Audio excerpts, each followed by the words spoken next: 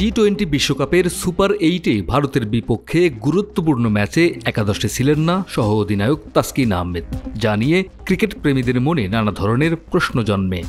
পরে ক্রিকেট ভিত্তিক একটি পোর্টাল বিসিবির এক সূত্রের বরাত দিয়ে জানায়, তাসকিন ম্যাচের দিন ঘুম থেকে দেরিতে ওঠায় টিম বাস মিস করেন, তাই এই পেসারকে ছাড়াই একাদশ সাজাতে বাধ্য হয় টিম ম্যানেজমেন্ট। এই খবরে রীতিমতো বিস্ময় প্রকাশ করেন ক্রিকেট প্রেমীরা।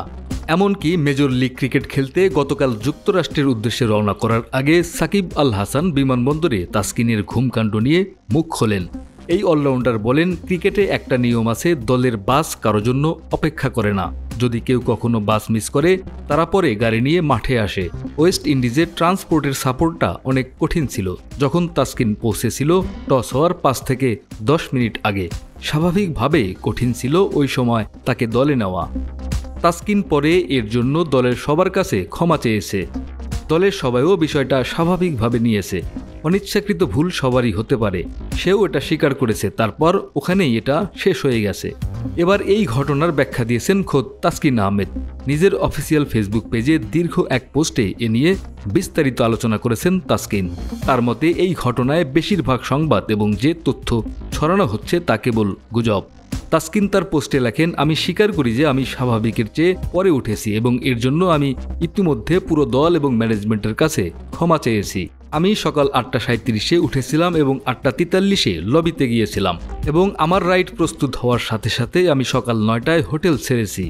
আমি সকাল 9:40-এ স্টেডিয়ামে প্রবেশ করেছি। ম্যাচ টসের 20 মিনিট আগে সকাল 10টায়।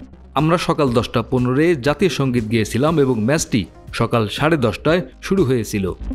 এটি খুবই দুর্ভাগ্যজনক যে এই তথাকথিত ক্রীড়া সাংবাদিকরা গুজবের ভিত্তিতে খবর প্রচার, মুদ্রণ করছে এবং যাচাই না করে আমার ভাবমূর্তি ক্ষুণ্ণ করার চেষ্টা করছে।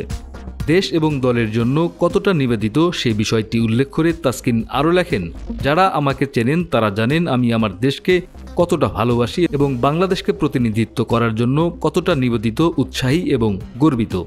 আমি জানি আমি সময় মতো টিমের বাসে না ওঠার একটি অনিচ্ছাকৃত ভুল করেছি, কিন্তু আমি টসের আগেই স্টেডিয়ামে ছিলাম। আমার চূড়ান্ত দলে নির্বাচিত না হওয়াটা টিম ম্যানেজমেন্টের সিদ্ধান্ত ছিল, যা সঠিক টিম কম্বিনেশন পাওয়ার সাথে সম্পর্কিত এবং এটি আমার টিম বাসে না ওঠার ব্যর্থতার সাথে সম্পর্কিত ছিল না। ক্রীড়া সাংবাদিকদের সতর্ক করে তাসকিন আরও লেখেন, আমি আশা করি মিডিয়া এবং ক্রীড়া সাংবাদিকরা মিথ্যা গল্প লেখার আগেই আরও সতর্কতা অবলম্বন করবেন। নিজের সুনাম অক্ষুণ্ণ রাখতে ভবিষ্যতে আইনিভাবে এসব বিষয়ে ব্যবস্থা গ্রহণ করবে বলে জানান তাসকিন আহমেদ। ডেস্ক রিপোর্ট, আমাদের সময়।